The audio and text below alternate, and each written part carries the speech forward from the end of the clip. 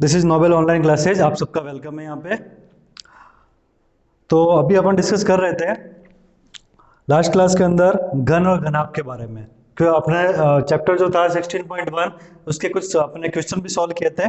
इसी सिलसिले को अपन आगे बढ़ाते हैं और अब अपन लेते हैं क्वेश्चन नंबर 1 से लेकर 3 तक तो अपन ने कर लिए थे। 2 मैंने करवाए थे, तीसरा मैंने जो कि डायरेक्ट फॉर्मूला बेस्ड था वो मैंने आपको करने का बोला था। इसको आगे बढ़ाते हैं। अब चलते हैं अपन क्वेश्चन नंबर 4 के ऊपर। क्वेश्चन नंबर 4 क्या कह रहा है, ठीक है, ये अपना सवाल है क्वेश्चन नंबर 4। और सवाल में क्या कह रहा है इसको आप ढंग से समझना कि एक घन दे रखा है अपने को, ठीक है, घनाभ नहीं है, घन है। इस घन का एक जो प्रत्येक पृष्ठ है वो 100 वर्ग सेंटीमीटर है। यहां पर ध्यान दो, ये क्या दिया हुआ है, 100 वर्ग सेंटीमीटर मतलब स्क्वायर। अब जैसे ये घन है, जैसे मान लो ये घन है, चौक का बॉक्स है, ये घन है एक, इसका प्रत्येक पृष्ठ मान लेते हैं अपन। पृष्ठ का मतलब क्या होता है, इसके फलक, इसके जो ये भाग है ना, जैसे ये वाला है, ये ऐसा एक पृष्ठ है, इसको ऐसे घुमा दूंगा तो ये ऐसा एक पृष्ठ बन जाएगा। इसको मैंने ऐसे घुमा दिया तो ये इसका एक पृष्ठ बन गया। तो ये इससे क्या दे रखे हैं, पृष्ठ दे रखे हैं, ठीक है। अब सवाल में कह रहा है कि इसका जो प्रत्येक पृष्ठ है उसका जो क्षेत्रफल है वो 100 वर्ग सेंटीमीटर है। मतलब अगर मैं ये वाला भाग की बात करूं इसकी, ये भी 100 है, ये भी 100 है, ये भी 100 है, नीचे वाला इधर ये भी 100 है, ये सब 100 है, ठीक है। तो एक बात बताओ मेरे को, इस भाग की मैं अगर बात करूं, ठीक है, सिर्फ ये और कुछ मत देखना, आप सिर्फ ये वाला भाग दिख रहा है आपको, इसके अंदर 2 चीजें हैं। अगर मैं इसको लंबाई मानूं तो ये हो जाएगी इसकी चौड़ाई, अगर मैं इसको लंबाई मानूं तो ये हो जाएगी इसकी चौड़ाई। मतलब सिर्फ एक पृष्ठ की अगर अपन बात करें तो ये क्या है, इसके अंदर 2 चीजें हैं, 2 डायमेंशन इसके अंदर यूज आ रही है, एक तो लंबाई और एक चौड़ाई। ऊंचाई इसके अंदर नहीं रहेगी। देखो जैसे अपन एक घर बना लेते हैं,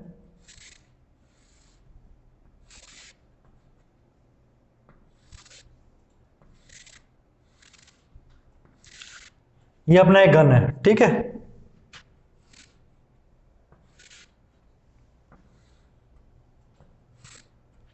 ये घन हो गया। अब सवाल में क्या कह रहा है, इसका जो प्रत्येक पृष्ठ है, प्रत्येक पृष्ठ मतलब, पृष्ठ का मतलब क्या हो जाएगा, जैसे ऊपर वाला पृष्ठ कौन सा हो गया, ये वाला हो गया इसका ऊपर वाला पृष्ठ। उसी तरीके से नीचे वाला पृष्ठ कौन सा हो गया, ये वाला पृष्ठ। राइट वाला पृष्ठ कौन सा हो गया, ये वाला हो गया राइट वाला पृष्ठ। तो अपने वो सवाल में क्या कह रहा है कि जो इसका प्रत्येक पृष्ठ है ना वो 100 वर्ग सेंटीमीटर है। तो मैं मान लेता हूं ये नीचे वाला पृष्ठ, ठीक है, 100 वर्ग सेंटीमीटर।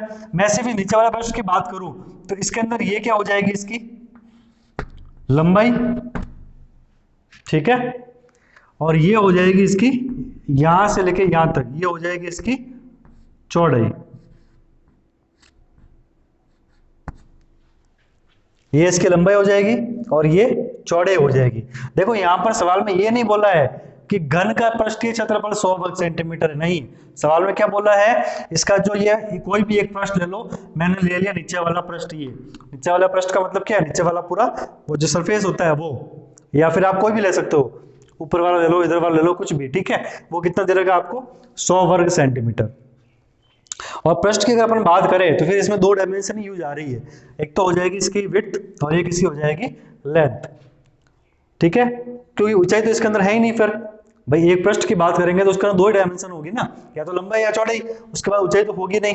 तो जो दे रखा है 100 वर्ग सेंटीमीटर, ये आप देखोगे जो इसका एक पृष्ठ हो गया, ये क्या बन गया, आयत नहीं बना। जैसे ये बॉक्स है, इस बॉक्स का ये नीचे वाला पृष्ठ है, ठीक है, ये भाग कैसा हो गया, या तो जैसे घन है ना, तो घन के अंदर ये कैसा हो जाएगा, वर्गाकार। घन के अंदर क्या हो जाएगा, वर्गाकार, क्योंकि घन की जो भुजाएं होती है, लंबाई चौड़ाई ऊंचाई, ये आपस में क्या होती है, समान। तो जितनी ये लंबाई होगी उतनी ये चौड़ाई होगी। इसका मतलब क्या हो गया, लंबाई और चौड़ाई आपस में क्या होगी, बराबर। तो जब लंबाई और चौड़ाई आपस में जिस आकृति में बराबर होती है वो क्या कहलाती है, वर्ग। भाई बाकी वर्ग के अंदर क्या होता है, लंबाई और चौड़ाई आपस में इक्वल होती है, जबकि आयत के अंदर क्या सीन होता है, लंबाई अलग होती है और चौड़ाई अलग होती है। तो अपन बात करेंगे यहाँ पे वर्ग की। क्यों? कि अपने को घन दे रखा है और घन के अंदर क्या होता है, इसकी तीनों भुजाएं बराबर होती है, लंबाई, चौड़ाई और ऊंचाई। तो यहाँ पर तो जो ये नीचे वाला भाग हो गया, ये क्या हो गया है, इसका वर्ग। तो वर्ग के अंदर ये और ये आपस में बराबर हो जाएगी, और ये आकृति कैसे हो जाएगी, नीचे वाला जो पृष्ठ ये क्या हो जाएगा, वर्गाकार। तो अपन क्या लिखेंगे इसको कि दिया हुआ क्या है, वर्गाकार पृष्ठ, वर्गाकार पृष्ठ का क्षेत्रफल कितना दिया हुआ अपने को, 100 सेंटीमीटर स्क्वायर। ठीक है ना। अब ये वर्गाकार पृष्ठ का क्षेत्रफल 100 सेंटीमीटर स्क्वायर है। ठीक है ना। क्या होता है वर्गाकार पृष्ठ का क्षेत्रफल, वर्ग का क्षेत्रफल क्या होता है, भुजा स्क्वायर, भुजा स्क्वायर। तो कितना हो जाएगा इधर 100।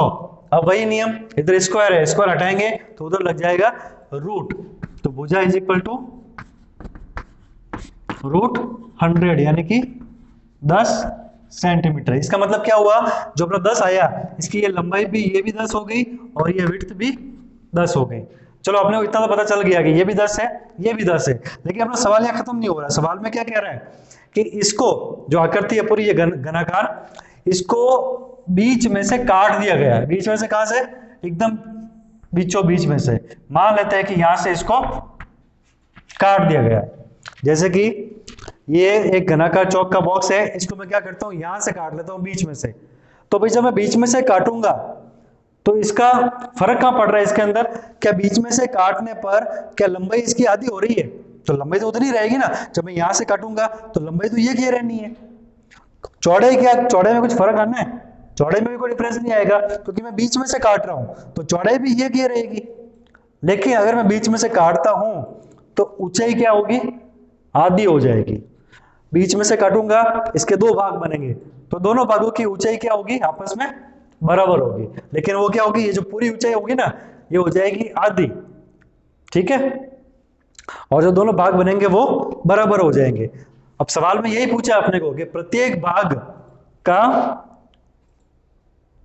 संपूर्ण पृष्ठीय क्षेत्रफल ज्ञात करो। प्रत्येक भाग का संपूर्ण पृष्ठीय क्षेत्रफल ज्ञात करो। लेकिन प्रत्येक भाग का संपूर्ण पृष्ठीय क्षेत्रफल अपने कैसे ज्ञात करेंगे, अपने को ऊंचाई नहीं पता है। लेकिन एक चीज पता चल गई अपने को कि यहां पे जो भुजा अपन निकाली वो कितनी आई, 10।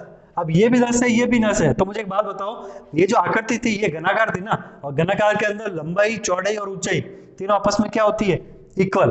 तो ये भी 10, ये भी 10। तो ये वाली जो हाइट है, ऊंचाई, ये भी कितनी हो जाएगी इसकी, 10 सेंटीमीटर। लेकिन प्रॉब्लम क्या है ना कि 10 सेंटीमीटर हाइट है, इसको बीच में से काट दिया गया है। अब बीच में से काट दिया गया है, इसका मतलब क्या है कि हाइट यहां से लेकर यहां तक 5 है और वापस यहां से लेकर यहां तक 5 है। तो दो भाग बन गए यहां पे, एक तो ये ऊपर वाला और एक नीचे वाला। फर्क कहां पे आया, यहां पे भी देखो लंबाई तो वो क्यों रहेगी 10 सेंटीमीटर, चौड़ाई भी वो क्यों रहेगी 10 सेंटीमीटर। फर्क आ जाएगा सिर्फ इसकी हाइट में, क्यों ऊंचाई से काटा गया है ना। तो ये भी 5 और ये भी 5। तो अपने पास जो दो समान भाग बने उसके अंदर वापस क्या हो जाएगा, नए समान भागों में, मतलब काटने के बाद की बात हो रही है, नए समान भागों में लंबाई तो कितनी हो जाएगी 10, चौड़ाई कितनी हो जाएगी 10, लेकिन ऊंचाई कितनी रहेगी 5 सेंटीमीटर। क्योंकि क्यों रहेगी 5, क्योंकि काट दिया गया है। अब करो इसको सॉल्व। घन का क्षेत्रफल क्या होता है, 6 इंटू भुजा स्क्वायर।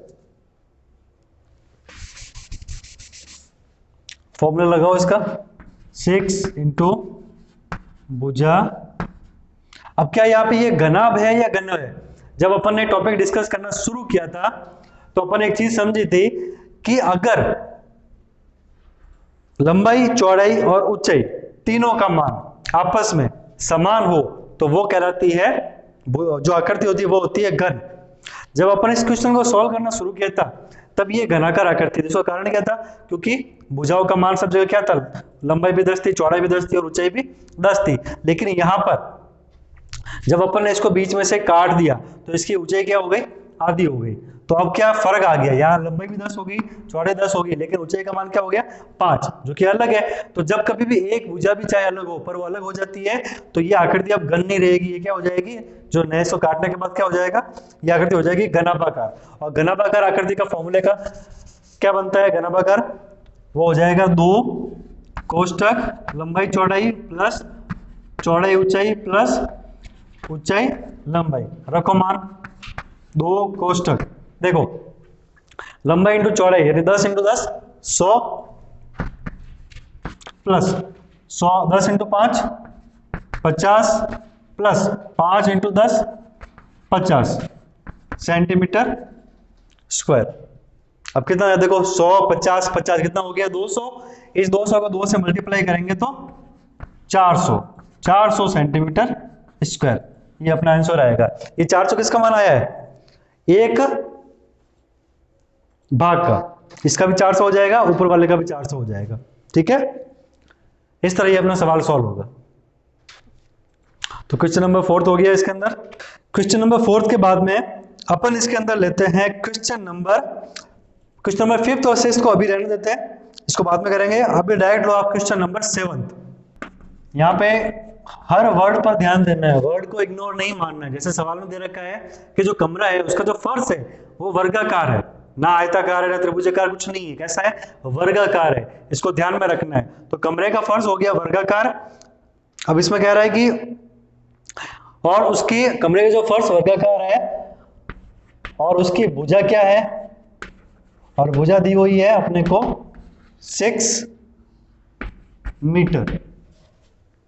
कोई कमरा है, कमरे का जो फर्श दे रखा है उसकी जो भुजा दी हुई है अपने को वो 6 मीटर दी हुई है, ठीक है। अब ये कह रहा है कि इस कमरे के अंदर 180 घन मीटर हवा है। हवा कितनी है, 180 घन मीटर। तो कमरे में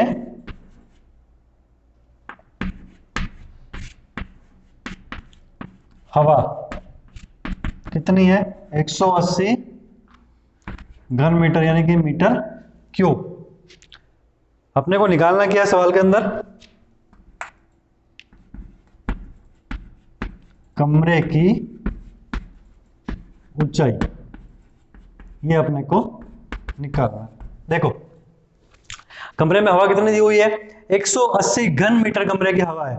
हवा का मतलब क्या है, जब मैंने अपने को ये अपने टॉपिक डिस्कस किया था, स्टार्ट ही किया था, उस टाइम मैंने आपको बताया था जब कभी ऐसा दिया हुआ हो कि कमरे के अंदर इतनी हवा है, इसका मतलब क्या है, वो कमरे का आयतन है। चाहे कोई भी आकृति हो, त्रिभुज हो, आयताकार हो, वर्गाकार हो, अगर उसके अंदर हवा की बात की जाए तो वो क्या हो जाएगा, उसके अंदर आयतन। तो यहाँ पे क्या हो जाएगा, कमरे में हवा का मतलब क्या है 180 मीटर, इसका मतलब कमरे का आयतन क्या है 180 मीटर क्यूब है, ठीक है ना। अब कमरा अपने पास कैसा होगा, देखो वर्गाकार है, वर्गाकार का मतलब क्या होता है, जिसकी भुजा सेम हो। मतलब अगर फर्श वर्गाकार है तो लंबाई भी और चौड़ाई भी दोनों आपस में क्या होगी, सेम होगी, क्योंकि वैसे तो वर्ग की चारों भुजाएं सेम होती है। अगर अपन यहाँ पे सवाल में क्या दे रखा है, कमरे का जो फर्श है वर्गाकार, तो फर्श वर्गाकार है तो लंबाई और चौड़ाई तो आपस में क्या है, इक्वल है, समान है। लेकिन ऊंचाई नहीं बोला है कि समान है, ऊंचाई कितनी भी हो सकती है, कम भी हो सकती है और ज्यादा भी हो सकती है। तो एक भुजा अलग हो गई, वो कौन सी होगी, हाइट, ऊंचाई। इसका मतलब क्या हुआ, जो कमरा है वो घनाकार नहीं है, वो कैसा होगा, घनाभाकार होगा। और वैसे भी कमरे ज्यादातर घनाभाकार ही होते हैं, ठीक है ना। तो अपने को क्या करना है, सबसे पहले तो एक कमरा बना लेते हैं अपन। ये देखो मान लो ये एक आकृति है कमरे के आकार की, ठीक है। अब सवाल में क्या कह रहा है कि ये जो भाग है इसका फर्श, ये वाला, ये वर्गाकार है। अब वर्गाकार है इसका मतलब क्या है, जितनी इसकी लंबाई होगी, ये जितनी इसकी लंबाई है उतनी ही इसकी चौड़ाई है, ये सेम होगा। लेकिन ये दोनों सेम हो सकते हैं, लेकिन ये ऊंचाई ये तो सेम नहीं होगी ना, ये तो अलग हो सकती है। इसका मतलब ये कमरा कैसा है, घनाभाकार है। और जब कमरा घनाभाकार है तो इसके अंदर हवा दी हुई है, मतलब इसका आयतन दिया हुआ है। अब एक कमरे का आयतन तो अपन लिखेंगे घनाभाकार कमरे का आयतन। अब घनाभाकार कमरे का आयतन, तो एक घनाभ का आयतन, उसका फॉर्मूला क्या होता है? लंबाई इंटू चौड़ाई इंटू ऊंचाई, ये होता है इसका फॉर्मूला, लंबाई इंटू चौड़ाई इंटू ऊंचाई। और ये अपने को दिया हुआ सवाल में कितना? 180 मीटर क्यूब। अब एक बात बताओ भाई, लंबाई और चौड़ाई, एक भुजा दी हुई है वर्ग की, तो अगर मैं इसको 6 मान रहा हूं तो ये भी कितनी हो जाएगी? 6। ये लंबाई 6 हो गई, तो चौड़ाई भी कितनी होगी? 6। लेकिन हाइट, इसकी जो ऊंचाई है वो 6 नहीं होगी, वो कितनी भी हो सकती है, 6 से ज्यादा भी हो सकती है, कम भी हो सकती है, तो उसको अपने को छोड़ के रखना, अभी नहीं मानना है कुछ भी। तो लंबाई कितनी हो गई? 6, चौड़ाई भी 6, और ऊंचाई को मैं मान लेता हूं h, ठीक है। इसके बराबर रख लेते हैं अपन 180। अब एक काम करते हैं, h को इधर रखते हैं, बाकी सबको कर लेते हैं अपन ट्रांसफर। तो ये कितना हो जाएगा? 180 डिवाइडेड बाई 6 इंटू 6 यानी 36।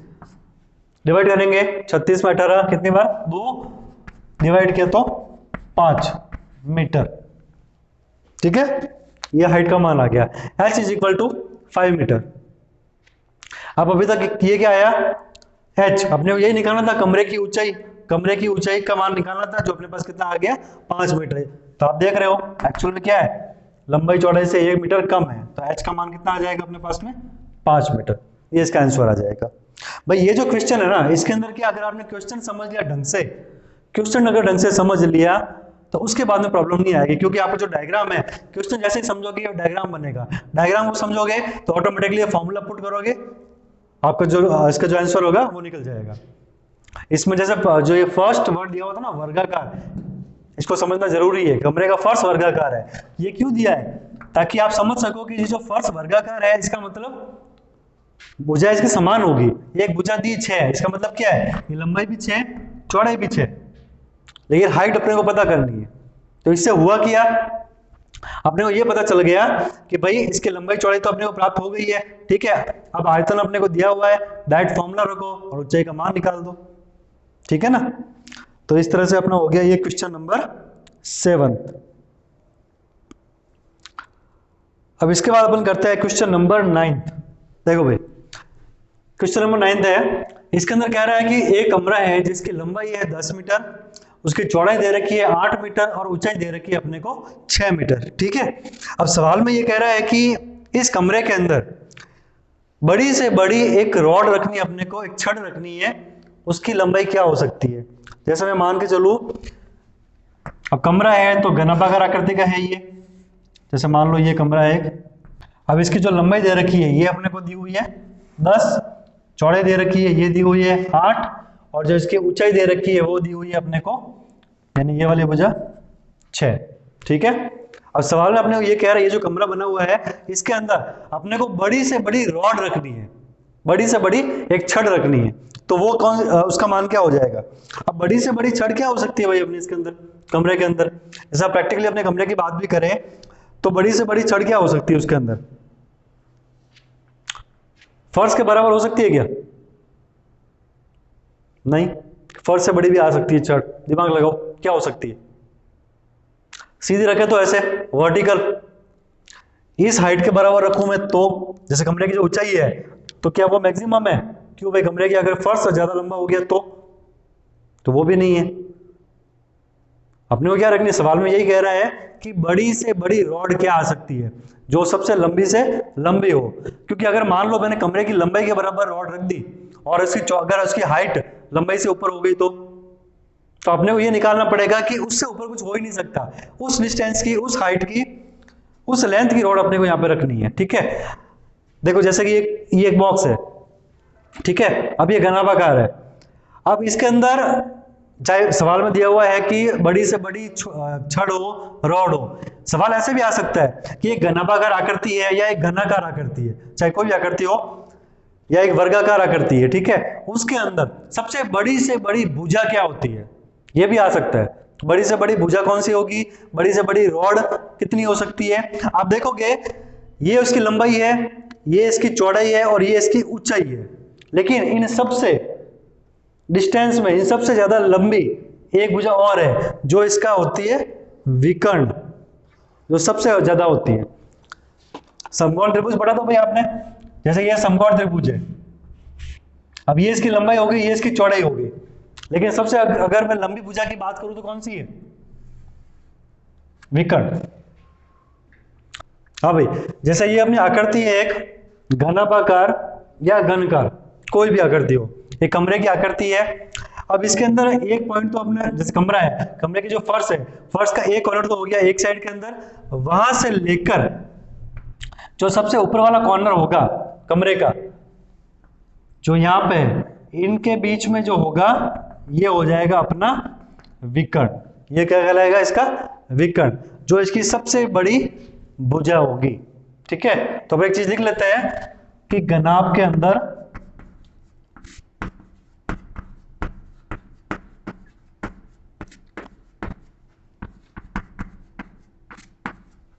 सबसे बड़ी भुजा उसका विकर्ण होती है। क्या होती है? विकर्ण, यानी कि तिरछी भुजा।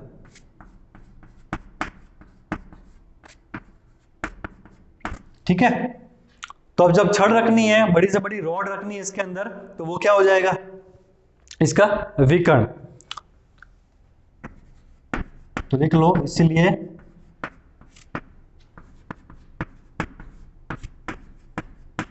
बड़ी से बड़ी छड़ कमरे का विकर्ण होगी।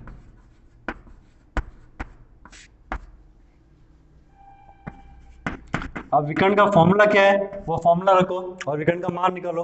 तो विकर्ण का फॉर्मूला क्या होता है भाई?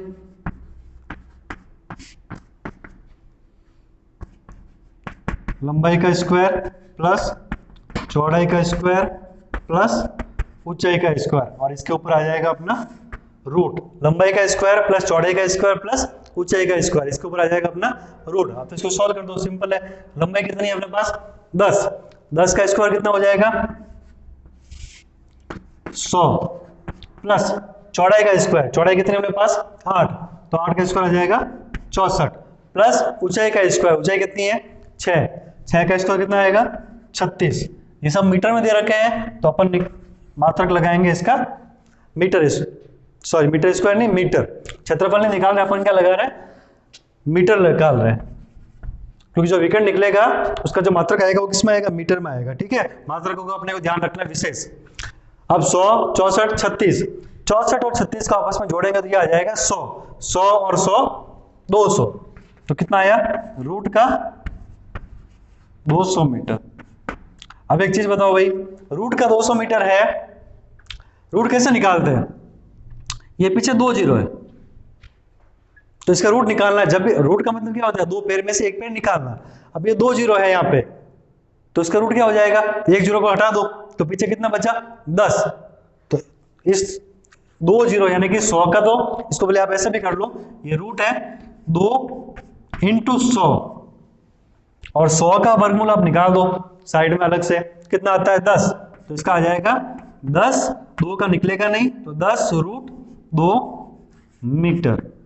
और ये हो जाएगी बड़ी से बड़ी छड़ जो इस कमरे के अंदर रखी जा सकती है। ये हो जाएगा अपना आंसर 10 रूट 2 मीटर। ठीक है, सवाल में आपने यही पूछा था कि एक कमरा है, घनाभाकार है, जिसके अंदर सबसे बड़ी से बड़ी भुजा कौन सी आ सकती है, सॉरी सबसे बड़ी से बड़ी छड़ कौन सी आ सकती है, बड़ी से बड़ी रॉड कौन सी आ सकती है। तो जब भी आप इस तरह के सवाल आए कि बड़ी से बड़ी भुजा क्या है, रॉड कौन सी है, तो उस कंडीशन में आपको इसका विकर्ण निकालना है। ठीक है, हाँ भाई, ये अपना सवाल है, क्वेश्चन नंबर 10 है कि एक घन दे रखा है, उसका जो आयतन है वो 512 मीटर क्यूब है, उसकी भुजा निकालनी है। अब घन का आयतन अपने को दिया हुआ है, भुजा निकालनी है, तो आप एक काम करो, घन का फॉर्मूला लिखो, उसके आगे लिख दो 512, फिर इसको सॉल्व कर दो डायरेक्ट, पीछे आ जाएगी भुजा। अब घन का फॉर्मूला क्या होता है? आयतन का। घनाभ का आयतन क्या होता है? लंबाई इंटू चौड़ाई इंटू ऊंचाई, तो इसका क्या हो जाएगा? भुजा क्यूब। तो अपने को क्या दिया हुआ है? घन का आयतन क्या होता है? भुजा क्यूब। ये दिया हुआ है कितना? 512 मीटर क्यूब। सेम कॉन्सेप्ट, इधर क्यूब दे रखा है, घात 3 दे रखी है, इसको अपने को हटाना है, अपने को क्या चाहिए, भुजा। तो उधर क्या लग जाएगा, घनमूल का निशान। तो भुजा कितनी हो जाएगी, 3, इसको करो 512 को, जब इसको सॉल्व करोगे आप तो ये कितना आएगा, इसका अभाज्य गुणनखंड करके देख लो। ये 512 है, भाग दो इसके अंदर, 2 4 5 दूनी 10, 6 दूनी 12, 2 2 दूनी 4, 8 दूनी 16, 2 6 दूनी 12, 4 दूनी 8, 2 3 दूनी 6, 2 दूनी 4, 2 8 दूनी 16, 4 दूनी 8। ठीक है, ये इसका अभाज्य गुणनखंड हो गया 512 का। अब इसके बनाते हैं अपन पेड़। यहां बात हो रही है घनमूल की, तो पेड़ बनेगा अपने 3 3, 1 2 3। ठीक है, ये 3 3 के पेड़ बन गए अपने। इन सब में से एक एक संख्या उठा दो तो वो हो जाएगी अपनी भुजा। तो इसकी भुजा क्या आएगी, 2 इंटू 2 इंटू 2 मीटर। भुजा की बात है ना, तो पीछे मात्रा आ जाएगा मीटर। तो 2 इंटू 2 इंटू 2 कितना हो जाएगा, 4 और 2 8 मीटर। ये इसकी भुजा का मान आ जाएगा। और सवाल में अपने को यही पूछा था कि घन का आयतन ये दिया हुआ है, इसकी भुजा क्या होगी, तो ये इसकी भुजा हो जाएगी। तो इस तरह से अपना क्वेश्चन नंबर 10 कंप्लीट। अब देखो अपन चलते हैं क्वेश्चन नंबर 12 के ऊपर। हाँ भाई, अपना जो नेक्स्ट क्वेश्चन है वो है क्वेश्चन नंबर 12। इसके अंदर दिया हुआ है अपने को लंबाई, चौड़ाई और ऊंचाई। एक आकृति दे रखी है घनाभाकार, एक घनाभ है, उसकी लंबाई, चौड़ाई और ऊंचाई, इसका अनुपात दिया हुआ है 5:3:2। ये भुजा का मान नहीं दिया है, 5:3:2। जैसे ये घनाभाकार आकृति है, अब इसकी ये जो लंबाई है, लंबाई, चौड़ाई और ऊंचाई, इसका मान नहीं दिया हुआ। ये दिया हुआ है इसके अनुपात, ये इसका दिया हुआ है रेशियो 5:3:2। और सवाल में अपने को दिया हुआ है इसका संपूर्ण पृष्ठीय क्षेत्रफल 558 सेंटीमीटर स्क्वायर। और लास्ट में अपने को पूछा है कोरों की माप। कोरों की माप का मतलब ही क्या हुआ, जैसे ये है, इसका मान निकालना है लंबाई, इसको मान लेते हैं L, ये जो इसकी चौड़ाई है इसको मान लेते हैं B, और ये जो इसको ऊंचाई है इसको H। इसका मान अपने को एक्चुअल में निकालना है। तो ये एक ट्रिक है भाई कि जब भी कभी अनुपात दिए हुए हो किसी भी चीज का, जैसे यहाँ पर 3 का अनुपात दिया हुआ है, लंबाई, चौड़ाई और ऊंचाई, लेकिन अपने को एक्चुअली भुजा नहीं पता है, पर अनुपात कैसे निकालते हैं वो छोटा सा कॉन्सेप्ट समझना। जैसे कि अब जैसे कि ये अपने पास लिखा हुआ है 40:50:70। ठीक है, ये अपने पास लिखा हुआ है, ये अनुपात है। जैसे मान लो ये अपने पास एक संख्या दी हुई है 40, 50 और 70। ठीक है, अपने को निकालना है इसका अनुपात। सवाल में पूछ दे, ये कोई भी पूछ ले कि 40, 50 और 70 इसका अनुपात क्या होगा, तो आप कैसे निकालोगे इसका अनुपात, इनके बीच में लगाओगे ये निशान। फिर देखोगे कि इसके अंदर कौन सी ऐसी संख्या है या कॉमन संख्या है जिसका भाग तीनों के अंदर जा रहा है। तो आप देखोगे इन तीनों के अंदर एक संख्या ऐसी है, कौन सी है वो, 10, जिसका भाग तीनों के अंदर जाता है। 40 में जाएगा कितनी बार, 4 बार, इसके अंदर 5 बार, इसके अंदर 7 बार। 10 × 4 40, 10 × 5 50, 10 × 7 70। तो इसका जो अनुपात आएगा वो कितना आएगा, 4:5:7। ठीक है, अब वही अगर मान लो अपने को उल्टा दे दिया हो तो, कि भाई 4, 5 और 7 ये अनुपात में दिए हुए हो, संख्या बताओ कितनी होगी। तो वही चीज अपने को फिर से पता करनी पड़ेगी, वो कॉमन संख्या। लेकिन अब क्या होगा, इसके अंदर गुणा हो जाएगा भाई। 10 का गुणा वापिस 4 से करेंगे 40, 10 का गुणा 5 से करेंगे 50, 10 का गुणा 7 से करेंगे तो 70। तो अपन क्या देख रहे हैं कि दोनों ही चीज के अंदर जब संख्या दी हुई हो उससे अनुपात निकालना हो, तो अपने को एक कॉमन संख्या चाहिए जिसका भाग सब में जाता हो। ठीक है, उसी तरह जब अनुपात दिए हुए हो और अपने को संख्या निकालनी हो, तो अभी अपने को एक कॉमन संख्या चाहिए जिसका गुणा सबसे अपने को करना हो। जैसे 4, 5, 7 अभी संख्याएं नहीं है, लेकिन इस 4 को अगर मैं 10 से गुणा कर दूं तो मुझे वो संख्या मिल रही है 40। और सिर्फ 10, ऐसा नहीं है कि भाई 40 से 4 का गुणा 10 से यहाँ पे कर रहे हैं तो यहाँ पे नहीं करेंगे, फिर वो 10 का गुणा सबके साथ होगा। अब ये सेम कॉन्सेप्ट अप्लाई होगा इसके अंदर, इस सवाल में। इस सवाल में अपने को दे रखा है लंबाई, चौड़ाई और ऊंचाई, लेकिन इसका ये अनुपात दिया हुआ है 5:3:2। तो वही सेम कॉन्सेप्ट है, मुझे चाहिए एक, ये अनुपात में है ना, जैसे यहाँ पे अनुपात था, मुझे चाहिए एक कॉमन संख्या जिसका गुणा मैं इन तीनों के साथ में कर सकूं। लेकिन वो संख्या क्या मैं अपनी मर्जी से लिख सकता हूं? ऐसा नहीं होगा, मर्जी से कुछ भी नहीं लिख सकते अपन को उसको मानना पड़ेगा। ये सवाल का एक पैटर्न होगा, उसको अपने को मानकर चलना है। तो अपन कैसे करेंगे इसको? देखो तरीका ये होगा कि माना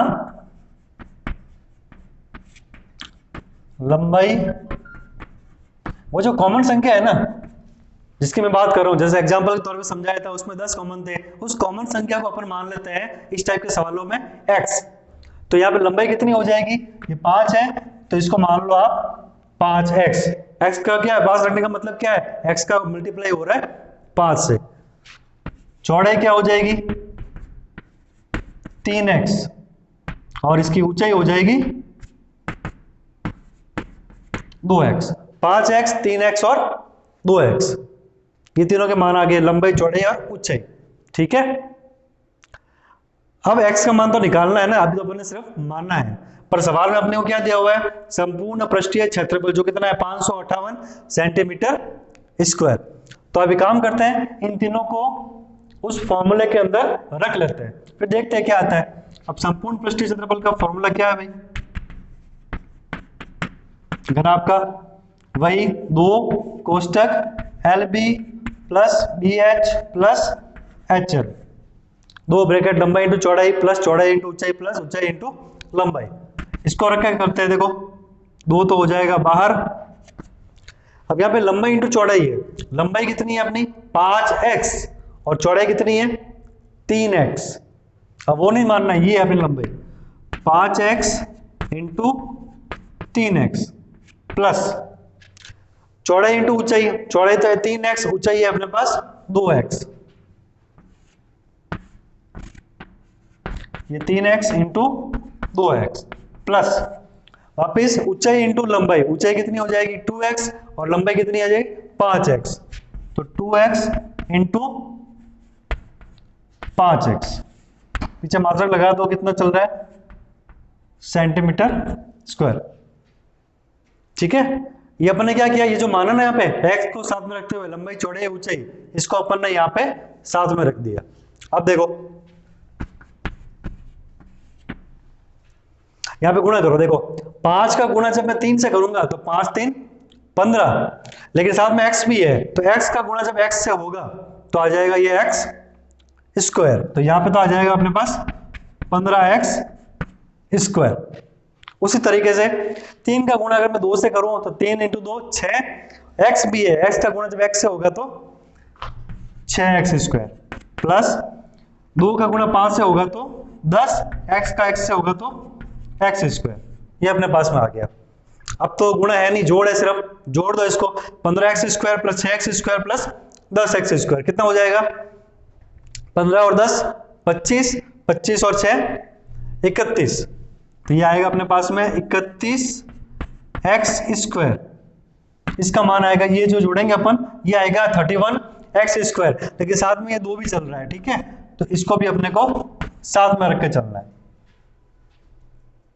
अब ये आ तो रहा है 31x स्क्वायर, इसको मल्टीप्लाई कर दो, 2 का गुणा कर लो, 2 62x स्क्वायर। लेकिन अपने को ये सवाल में दिया हुआ है, कितना दिया हुआ है? 558 सेंटीमीटर स्क्वायर। तो 62x स्क्वायर का आ जाएगा 558 सेंटीमीटर स्क्वायर। ठीक है ना, अब तो सिंपल है, इधर 62x स्क्वायर है, उधर 558 है, x स्क्वायर को रख दो इधर ही, 62 को ले जाता है उधर ट्रांसफर करके, तो x स्क्वायर की वैल्यू आ जाएगी, कितना आएगा? 558 डिवाइडेड बाई 62। करो भाई, 2 दूनी 4, 7 दूनी 14 और 9 दूनी 18, 3 दूनी 6, 2 एकम 2। अब भाग दो इसके अंदर, तो ये पूरी बार भाग जाएगा कितनी बार? 9। लेकिन ये 9 किसका मान आ रहा है अभी तक? एक्स स्क्वायर का मान आ रहा है, ना कि एक्स का। एक्स स्क्वायर बराबर 9 है, तो जब एक्स निकालोगे तो बता चुका हूं पहले मैं, स्क्वायर हटाते हैं उधर लग जाता है वर्गमूल का निशान, तो ये 9 के ऊपर लगेगा वर्गमूल का निशान, और 9 का वर्गमूल कितना होता है? 3 सेंटीमीटर। एक्स का मान आ गया अपने पास में 3, ठीक है। अब एक्स का मान 3 आया है, अब सवाल में क्या पूछा अपने को? लंबाई, चौड़ाई और ऊंचाई। तो कुछ नहीं, जहां पर अपने एक्स माना था वहां रख लो इसके मान, तो क्या हो जाएगा? लंबाई कितना हो जाएगी? कितनी मानी थी अपने लंबाई? 5x, 5x, यानी कि x का मान कितना निकाला? 3, तो 5 × 3 15 सेंटीमीटर। उसी तरीके से 3x है चौड़ाई, तो चौड़ाई हो जाएगी अपने पास 9 सेंटीमीटर, और ऊंचाई हो जाएगी अपने पास 6 सेंटीमीटर, ठीक है। ये अपने आंसर आ जाएंगे। इस तरह से अपने के लंबाई, चौड़ाई, ऊंचाई तीनों के मान निकाल दिए।